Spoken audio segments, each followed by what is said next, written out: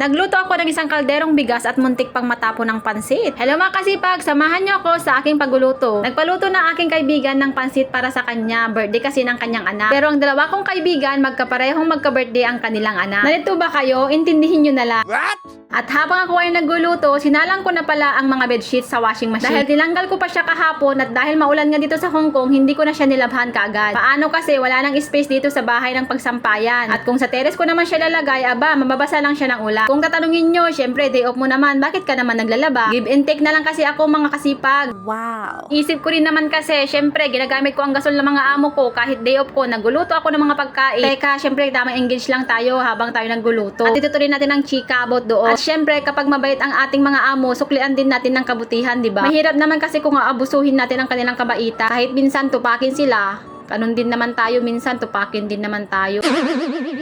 Sa totoo lang, maaga ako nagising. Kasi lagi naman kasi ako ganun, iniisip ko lagi yung mga time na pagluluto ko, ganun, yung mga preparasyon ko, ano ba, basta ganun. Pag kasi tulog pa ang mga amo ko, hindi ako pwedeng magingay dito sa kusina. At sa bawat paggamit ko ng mga kagamitan dito sa kusina, dahan-dahan ko lang siyang ginagawa. By the way, dito muna tayo sa pansit. Alam nyo ba, nahirapan ako dito. Sa sobrang liit kasi ng kawali namin, hindi na magkasya. Habang ako ay nagluluto ng pansit bihon niya, reheat ko na rin tong dinuguan na papaya. Kasi itong dinuguan na papaya, niluto ko pa lang siya nung kahapunan niya. Ang video na pala to ay noon pa lang 19 to ha, ngayon ko lang binis over. Alam nyo naman, hindi tayo robot, charis. O siya, balik tayo dito sa pansit. Pag may handaan talaga, hindi talaga nawawala tong pansit. Alam nyo naman, pambahaba ng buhay. Pero hindi lang yan. Karamihan sa atin, paborito ang pansit. At ayan, tararan, luto na ang ating pansit na sobrang dami. Hindi ko na kaya ihalo, kaya ganyan na lang siya. Dahil luto na ang pansit, nilagay ko na rin ang dinuguan doon sa paglagyanan niya. Tapos naman, nilagay ko na rin ang pansit dito sa ziplock. At kung iniisip nyo, bakit kaya sa ziplock niya nilagay ang mga pagkain? Syempre mga kasipag, yung Tupperware na gamit ko ay maliit lang siya. Hindi na kasya kapag ilagay ko pa sa mga Tupperware.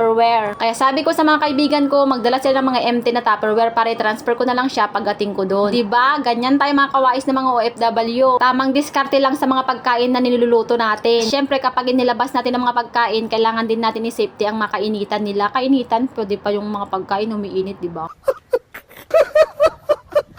At ayan, kung makikita nyo, inaayos ko ng mga dala ko. Ang dami, diba? Maraming salamat pala sa mga nanonood at nag-react ng aking vlog. Bye-bye! Thank you for watching!